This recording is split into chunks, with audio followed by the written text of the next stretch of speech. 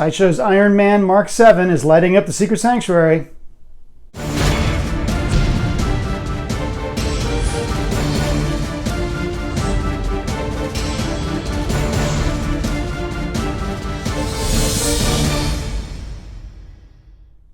Hey guys, welcome back to the sanctuary.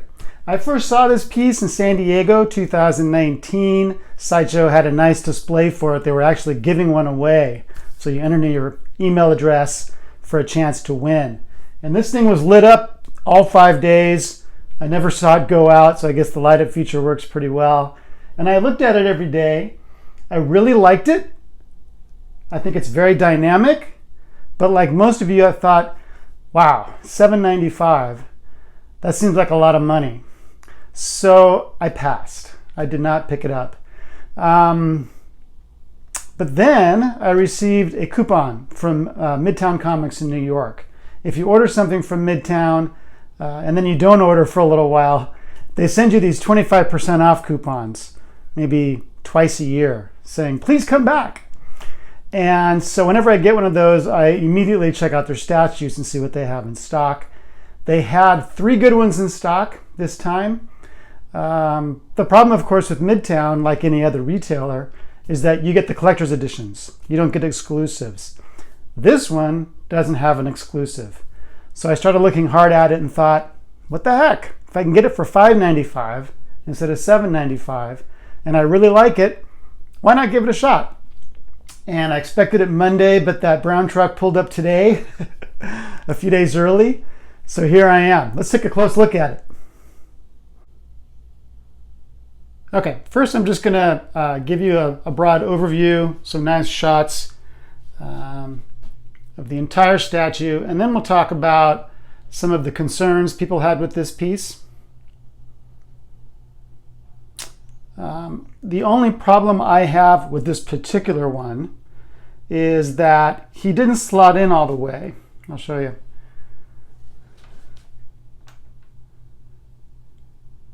There's a gap of, well, not a gap. There's about 1/8 of an inch that he could have gone into the base more and didn't. That made me nervous because I didn't think the light up feature would work unless he slotted all the way in, but it works just fine. He is in there very firmly, so I don't have any concerns about him falling off. And I don't know why he didn't slot in all the way. It's really strange. Everything looked okay. I didn't see any debris or anything to prevent him from slotting in correctly, but there you go. Anyway, here's this magnificent base. You've got this Chitauri glider that's exploded, and you've got the smoke coming up from that, and then you've got the exhaust coming out of his boots as he floats or levitates over this crash. And then, of course, you got the wreckage here of the glider, which has some nice weathering on it, a lot of good detail. It's, I'd have to say it's one of the more impressive light-up features I've ever seen. All these pieces of the glider within the smoke.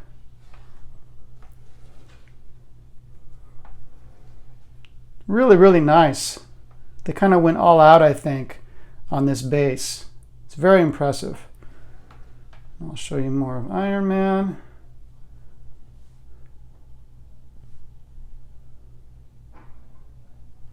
And one of the highlights for me of this piece is this missile. I think that they did this really, really well. Everything from how it lights up on the back of the missile to the smoke there coming out of his forearm where it launched from. Really, really impressive. I mean, come on. It really brings the statue to life. I mean, literally, the statue would be great without it, but with it, it just kind of, for me, puts it over the edge. It's really, really nice. So yeah, there's light ups everywhere. You got the base, hands. I mean, just anywhere you can imagine there would be light up on an Iron Man piece, they've done it here.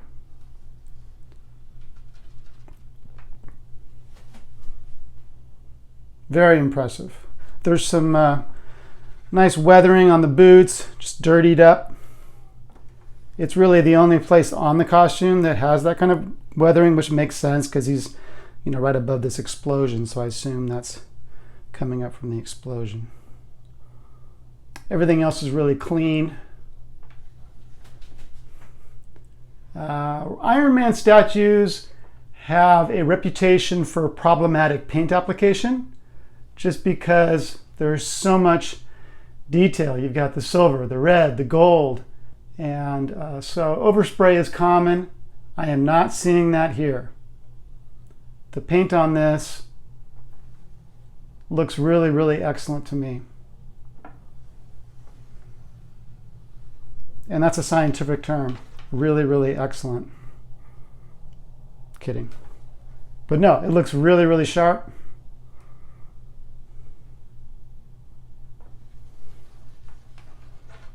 All right, let's talk about problem number one. Or I'm not going to say problem, I'm going to say concern.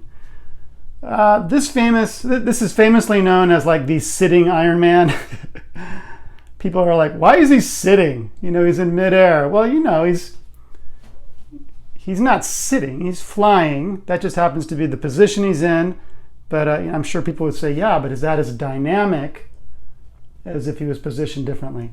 I'm totally fine with it. He's not going to be, I don't think he's going to be moving while he's firing that missile. So I think he's kind of hovering above this crash and firing the missile.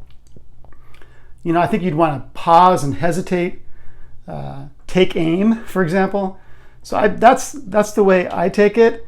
And also, if you're looking at it from head on, I don't think you get that sitting aspect as much as if you do from this angle where, the top of his leg is really perpendicular to his upper body. The other leg is not. See? It's kind of neat from every angle. But anyway, most people, me included, will be displaying him from the front. And so that sitting position is really de-emphasized. It's almost like he's flying and kind of backing up. And for me, that works. I don't have a problem with that. Some of you will, and this is the reason some of you didn't buy the piece.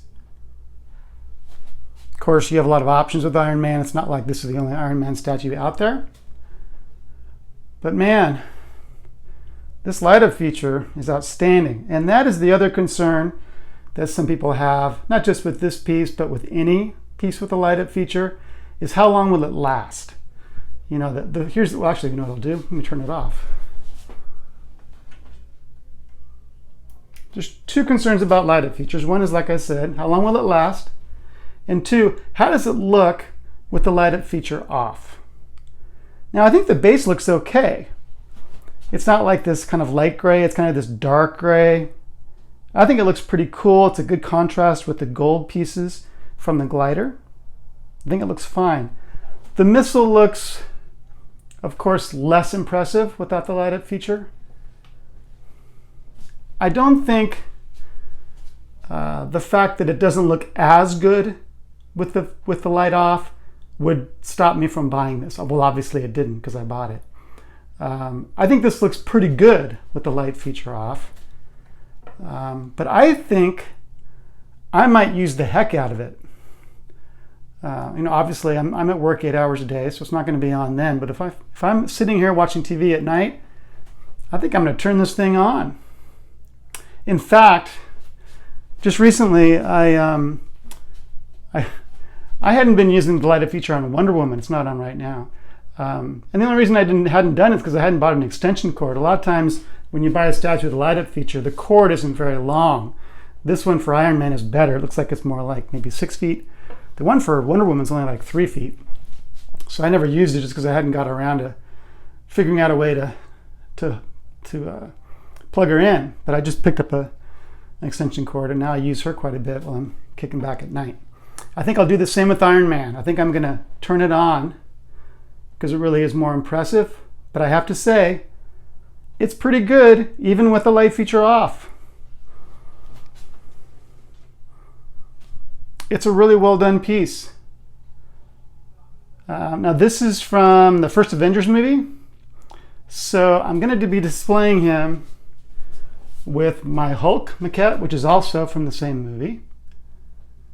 And yes, I'm doing it, guys. I'll also be displaying the comic-based Daniel Bell Thor. So I know that's a cardinal sin to display a movie piece with a comic piece, but it's going to happen. I think he'll look really cool. So I have to make a little room. I'm going to move Catwoman and see if I can scoot the other ones down a little bit so I can fit Iron Man right there between Thor and Batman. I'm sorry, Thor and Green Arrow. I think that should work out pretty well. Eventually, this entire area will be all JLA once we get a Martian Manhunter. I know XM is now doing one, but that could be a year or two away.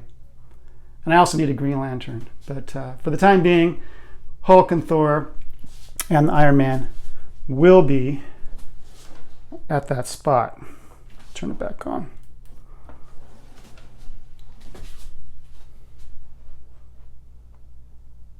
Really a beautiful piece.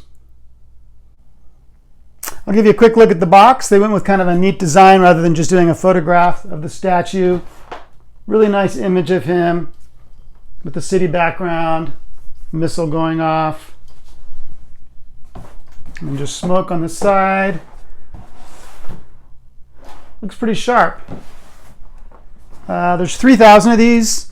Like I said, they're all collector's editions. There's no exclusive for this piece. I got number 143.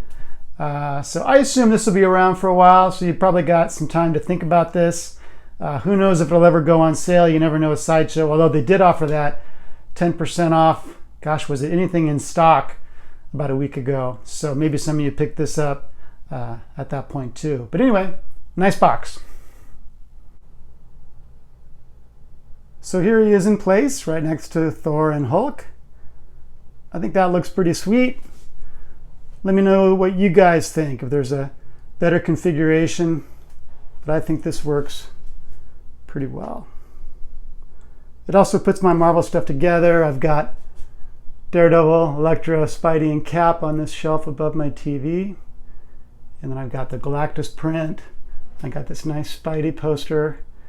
And then down to Hulk and Thor and Iron Man. I like it. So that's my review of the Mark VII. Hope you guys enjoyed it. I hope I've helped you decide whether this is something that you want in your collection or not. That coupon really made it an easy decision for me, and I'm really, really fired up and excited that I picked it out. As for when you'll see me next, there's probably another tweeter head piece coming soon, because you know what I always say, there's always a nice tweeter head piece coming. As for Sideshow, I have Deja Thoris on pre-order. Harley Hell on Wheels. She has a December-January shipping schedule. She might make it by Christmas, but more than likely we won't see her until January. If you haven't signed up yet for the Tweeterhead Green Lantern giveaway we're doing, you might want to do that. You have until December 10th to sign up for that, and that's the night that we'll be doing the drawing. Again, all you have to do is be a subscriber to this YouTube channel, be a member of the Secret Sanctuary Facebook group, and comment on the giveaway video on YouTube. Those three things, that's all you got to do, and you are in. I think there's about 116 people entered so far, so you've got a good chance. That's not a lot of people. I would go for it if I were you. Otherwise, I will see you soon. Like I said, I hope you enjoyed the video, and have a great night. Take care, guys. See ya.